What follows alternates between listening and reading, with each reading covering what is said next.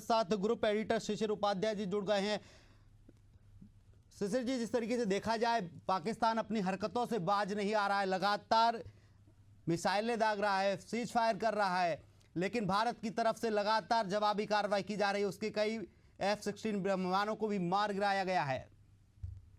बिल्कुल अरुण जी, चूंकि जो हालात है उसमें साफ साफ है कि पाकिस्तान अपनी नापाक हरकतों से बाज नहीं आ रहा है।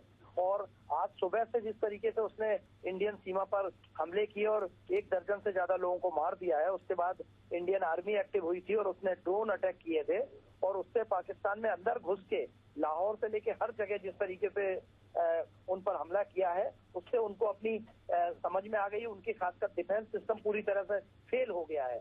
अभी जैसा हमारे पंजाब के ब्यूरो बता रहे थे, पंजाब के बॉर्डर वाले क्षेत्रों में जिस तरीके से अटैक किए हैं और रिहायशी इलाकों पर अटैक किए हैं, यह इनको कहीं ना कहीं बहुत भारी पड़ेगा, क्योंकि वो घड़ियाली आंसू बहाता है कि उसके रिहायशी इलाकों में हमला हुआ है, जबकि उसने जो सीमावर्ती क्षेत्र है वहां पर रिहायशी इलाकों में हमला किया है और भारतीय सीमा के अंदर हमला किया है। जिस तरीके से देखा जाए, आज सुबह ही पाकिस्तान की तरफ से शांति वार्ता की बात की जा रही थी कि शांति से बात की जाए, और लेकिन उसके बावजूद ऐसी हरकतें पाकिस्तान कर रहा है। बिल्कुल, ये माना जा सकता है कि जिस तरीके की उनकी हरकतें हैं उसका इंडियन आर्मी पूरी तरह से जवाब दे रही है।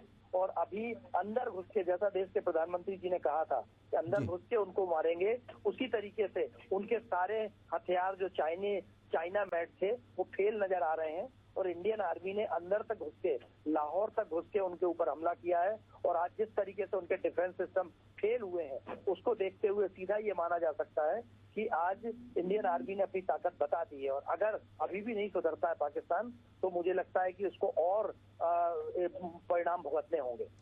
जी भागीरथ जी, क्या भारत और पाकिस्तान की एयरबेसों पर रात में हमला कर सकता है?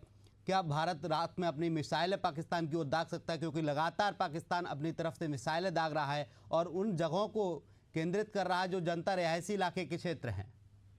बिल्कुल, जिस तरीके से पाकिस्तान उग्र हो रहा है और पाकिस्तान रिहायशी इलाकों में हमला कर रहा है, तो हमारे जो मिसाइलों को रोकने वाले जितने भी हमारे पास ड्रोन रोधी सिस्टम है वो पूरी तरह से एक्टिवेट है। और अगर अभी नहीं सुधरता है तो एक बड़ा हमला और रात में हो सकता है, जिसमें भारतीय सेना हमारी अंदर तक जाकर, और मुझे ऐसा लगता है कि जो हमला करेगी वो इनकी पीढ़ियां याद रखेंगी पाकिस्तान की।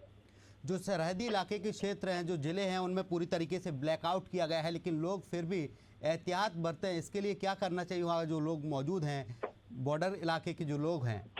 जी बिल्कुल, देखिए, जो अभी भारतीय सेना ने और भारतीय प्रशासन ने, भारत सरकार ने अपील की थी, जितने भी पंजाब पाकिस्तान से जुड़े हुए सीमावर्ती इलाके के शहर हैं वहाँ ब्लैकआउट घोषित किया गया है, वहाँ लाइट काट दी गई है, लोगों से आग्रह किया है कि वो बाहर ना निकले, बंकरों में रहें। खासकर राजस्थान का जो बॉर्डर इलाका है, जैसलमेर से लेके जो बॉर्डर इलाका है, उसके अलावा पंजाब का जो बॉर्डर इलाका है, और जिन जिन इलाकों में ये सब हो रहा है उन सारे इलाकों में अभी तक भारतीय सेना लगातार हमला कर रही है। और उनके जितने भी रक्षा हथियार हैं, उनका पाकिस्तान के सारे जितने अभी तक हमले थे वो पूरी तरह से नाकाम हुए।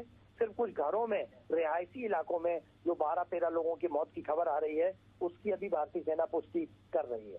जी, तमाम चर्चा के लिए, तमाम जानकारी के लिए आपका बहुत बहुत शुक्रिया।